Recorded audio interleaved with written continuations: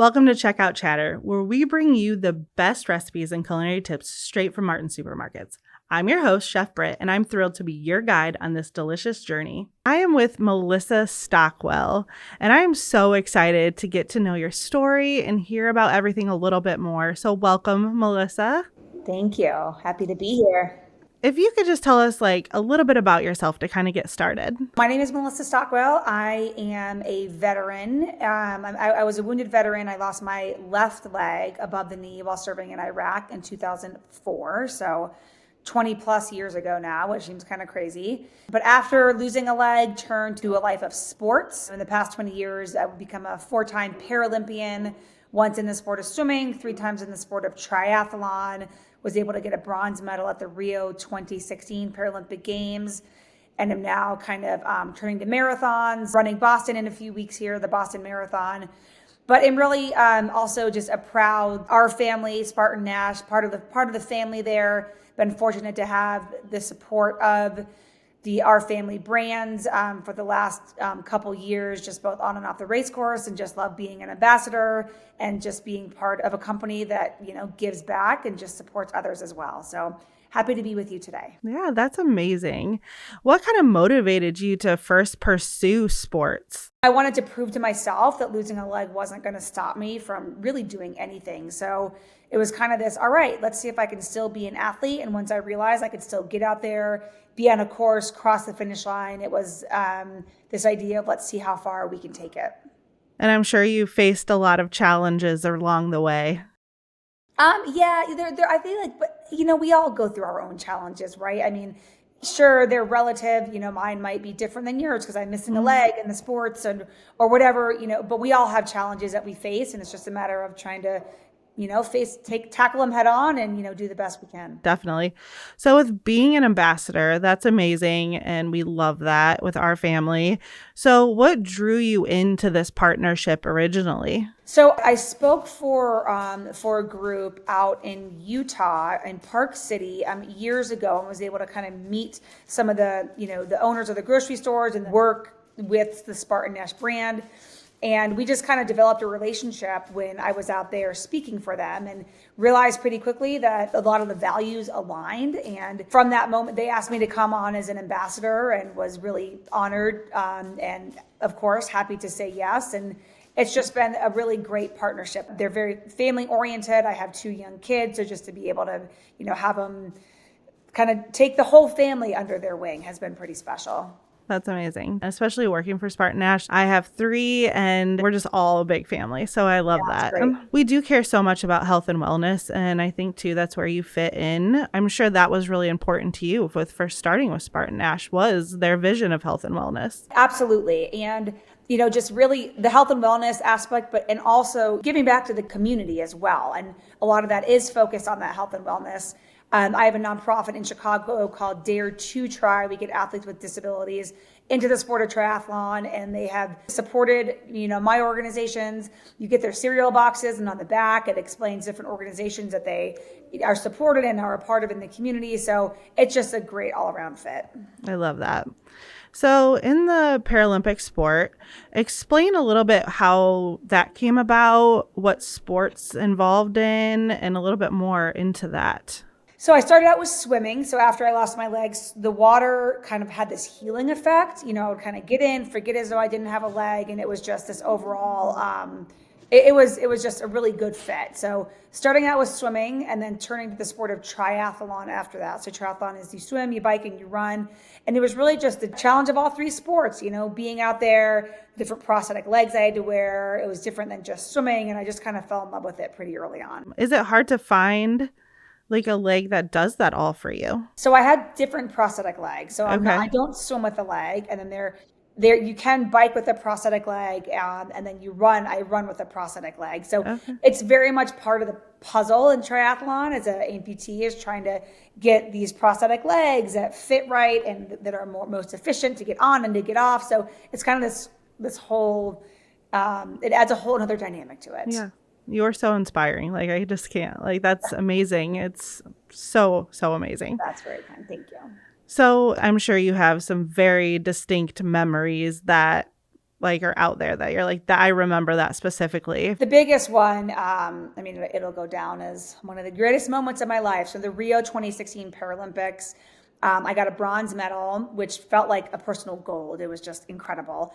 My teammates got gold and silver. So it was a USA sweep. I had family there. I had friends there, looking up into the stands and just seeing everyone that had supported me to get there. The date was September 11th, which kind of added a whole nother meaning. So USA sweep, we saw, 3 American flags go up as we heard the national anthem. And, my husband was there. My dad was there. It was just a moment that will probably go down as one of the greatest moments. You're giving me chills. I telling that story. I still get chills when I talk about it and think about it.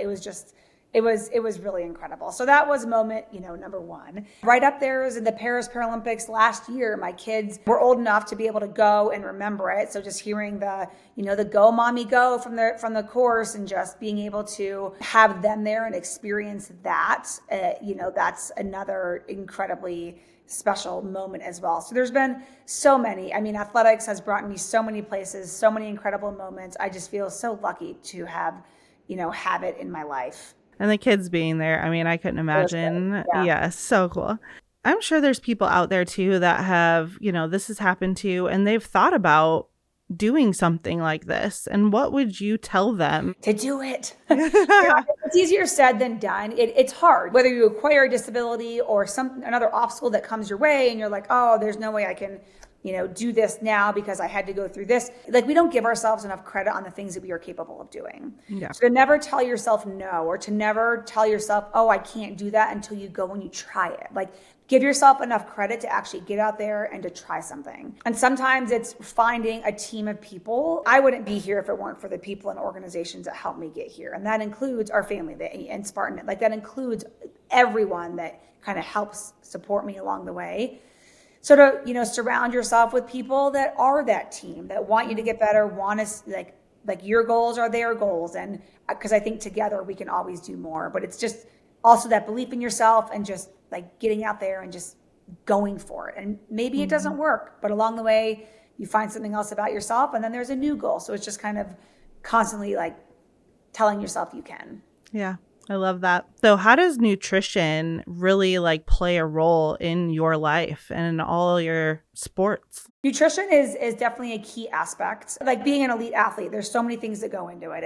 It's the training, it's putting in the work, it's it's something like sleep and nutrition. It's all becomes part of this puzzle piece. Mm-hmm. So nutrition is key. I have learned we all work differently, and I know about myself. I'm never going to live a life where I don't have my sugar or don't have my desserts because I need that just to keep going and to be happy. So I think it's a lot of the nutrition as an elite athlete is each person is different. It's done in moderation, but you find what works for you. But it definitely is a big part of that puzzle piece. So are there specific products or healthy habits or something you would say that are in your everyday routine? There are. I've learned after a big workout, I do need to get that protein, those macronutrients that I do know that I need before a workout, after a workout, or if I'm going to have a big run tomorrow, I know that tonight I probably need to fuel a little bit better. So that is part of the mindset, definitely. Any specific products that you would say you couldn't live without? Finest Reserve products I'm a big fan of. There's mustard dipping sauce that, again, I never would have probably gotten off the shelf, but the champagne mustard. It is so good. Yeah.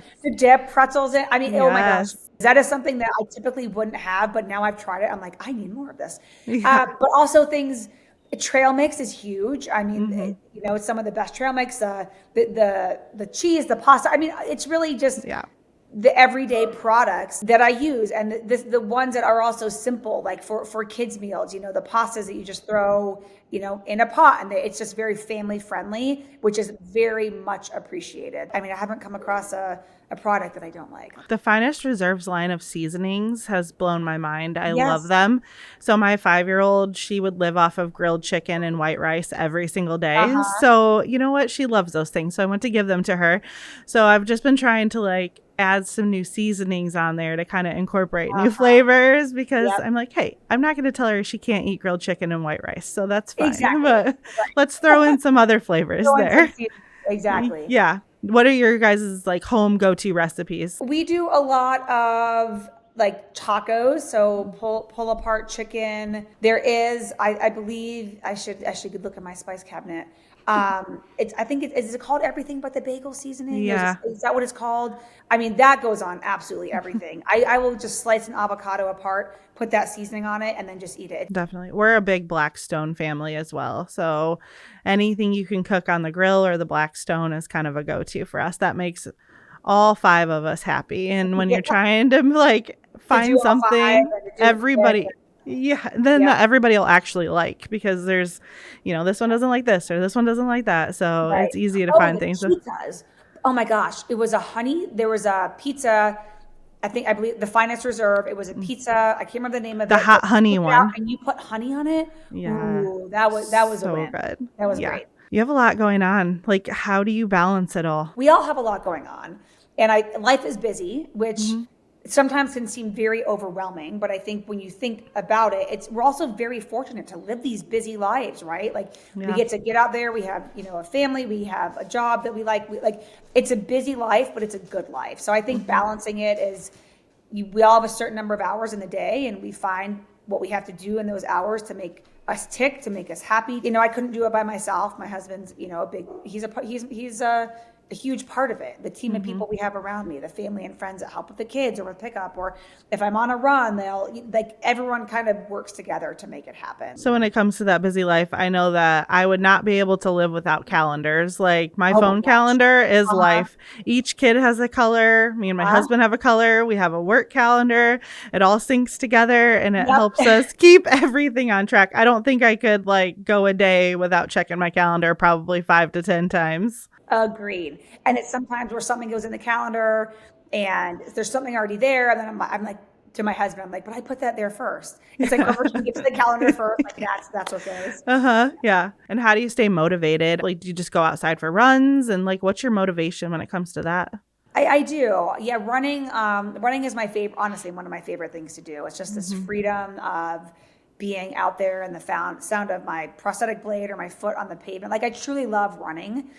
But I think being motivated is wanting to be the best version of myself, really, and wanting my kids to see that, wanting my kids to, see me be active, have these big goals. And it's my hope that, they see that and they want to do that their own someday. I truly enjoy life. I mean, I'm very easily motivated. There's a tree blowing in the wind. Like, look how pretty it is. Like it sounds silly, but like I'm very motivated by all sorts of things. So that's helpful. Are the kids into sports and stuff yet? What ages? They are 7 and 10. My 10-year-old is my boy, and he is very into hockey. Hockey is life. The season just ended, so now it's like suddenly we have all this time. My daughter is, I would say, more. We tried hockey, but she's more probably cheerleading and dance, kind of going down that route. Okay. I have 5'11" and almost 13, and I think sports and gymnastics and Boy Scouts and all, it just runs the household. But I love that they're so interested in those things for sure. And it's almost like I learned early on, you can't tell them what to be interested in, right? They're going to be interested in whatever they are. But you just hope that they find something. It doesn't matter if it's sports, is it, Boy Scouts, is it art, music, whatever it is, just like something that they have a passion for. So what are some of the must-haves in your family that like set you up for success other than your calendars that we all love? A calendar. A big thing is, I think, as a parent, is flexibility. You have to be flexible with kids. Like you have to have that adaptability, right? You have to have that flexibility. If they wake up and they're sick, well, it kind of derails the whole day, but that's life. So just trying to kind of roll with it. That's been a big learning process for me, especially with like a military background. I'm very like, okay, this, but so really that flexibility, I think you have to have that to have those successful days, because it's going to happen. In the evenings, the goal is to come home and to, be a family, or if we have friends over, but just to find some sort of enjoyment. If it is it outside, is it on the trampoline? Are we going to go on a bike ride? Like find the things that we all like to do and to do them together. Definitely. We've started all the kids now Yahtzee tournaments, and like one or two games of Yahtzee is great, but then until one of the kids like, no, whoever reaches 5 games first, and I'm like, that's a lot of Yahtzee. And that's really funny. That's really funny. It's fun. Yeah. Like, I mean, I love it, and it gets us all together and stuff. But like Exactly. on hour two, I'm like, Oh, it's okay, I not. think I'm over Yahtzee. Like, Yes. let's go do something else. And now that it's beautiful, like, I mean, going outside playing basketball and all that, it's like that's Yeah. the joy that like makes me, and like this excites me. You see their faces light up for Yes, sure. for sure. So looking into the future, what are some of your next goals? I mean, really personal and on the athletic side. So athletics, I'm running the Boston Marathon. I ran it in 2022. Ended up doing pretty well. I was able to get a Guinness World Record for a female above the knee amputee in a marathon. So I'm trying to beat that Congratulations. goal. Thank you. It was Yeah. very. It's funny the things like that. Like I actually got the actual like Guinness World Record certificate, and my son was just like out of anything that I think that is like more exciting to him than like a medal that I don't know, but it was like seeing my son like so excited about that really motivated me. So I'm running it again this year. The goal is to beat that time. Mm-hmm. And then so I really love running. And so I'm going to kind of see how far I can go with that. I'm sure I'll do a few triathlons this year. It's just after the Paralympics last year, you're kind of able to have this like year and a half to kind of try other things before you decide if you want to go for the next game. So I'm kind of in that time frame right now. And then personally, it's, I do a lot of motivational speaking. So continuing to do that, trying to continue to be the best mom I can be, working with the organization Dare to Try. My husband and I have a prosthetic business here in Colorado Springs. So it's busy trying to keep up with all that. I recently started substitute teaching, which has been That's pretty fun and just different. Mm-hmm. Just trying to, I think, keep up with everything and just to be grateful for it all, because I think we should be. How would people learn your story? I mean, I know there's the internet and things like that. Is there any other like resources that they can like read or anything that to follow you? So I do have a book. The book is called The Power of Choice. So and it's on Amazon or anywhere books are sold. So that obviously that tells my story. There is a TED Talk that I did that's online. You can just kind of search TED Talk and my name, and it's just a brief like 12-minute version of my story. And then there is, there's always Instagram. M Stockwell 01 is Instagram, and I do share, the ups and downs of the fun and the hard parts of being a parent and traveling and everything that goes along with that. That's awesome. Do the kids like hate to see you go though when you're traveling? They do, and it's like, oh, that mom guilt is so real. I'm sure it's like, I think all I feel that. And I think they guilt you in, and then as soon as you're gone, my husband's like, they're fine. But it's like before you leave, it's like they pile it on. Oh, yeah. Make you feel extra bad. Yes. Thank gosh, in this world now we have the FaceTime and all that, so it makes it a little bit easier for sure. It does. And just know that you're doing amazing things and they're looking up to you and you're setting that example for them. So that's amazing. That. Yeah. Thank you. I like to kind of at the end of every podcast kind of do like 3 rapid fire questions to kind of just learn a little bit more about you. All right. So you'll just answer with quickest thing that comes to mind. Okay. Guilty food pleasure. Chocolate. Anything chocolate. Chocolate chip cookies. What was your favorite subject in school? Pee. Okay. And if you could pick one, what would be your biggest pet peeve? People that take really long in buffet lines, which sounds really random, but when you're waiting for a buffet and the people in front of you, it's like they take one grape at a time and you're just waiting. So that sounds really random, but people that take a long time in buffet lines. I feel you. That's a good one when I think about it. Kids, when you just want to get through it. Yeah. Like they just want to get to the chocolate fountain. Let's go. Right. Take a big scoop instead of 5 little ones. Yeah. Yes. So listeners can get involved. I can support you, your book, follow you. Your story is absolutely amazing and you've inspired me, give me chills. We've laughed. I really appreciate you joining me today. Thank you. Thank you for having me on. And I just feel very proud. And I just really love being a part of our family team and just everything that it brings. Yes. Well, thank you very much. And I hope we get to talk soon. Yes. Thank you so much. Thanks for tuning in to Checkout Chatter. Please subscribe, comment, and leave a review. Don't forget to visit Martin Supermarket's websites for products and resources mentioned in this episode. Until next time, happy cooking.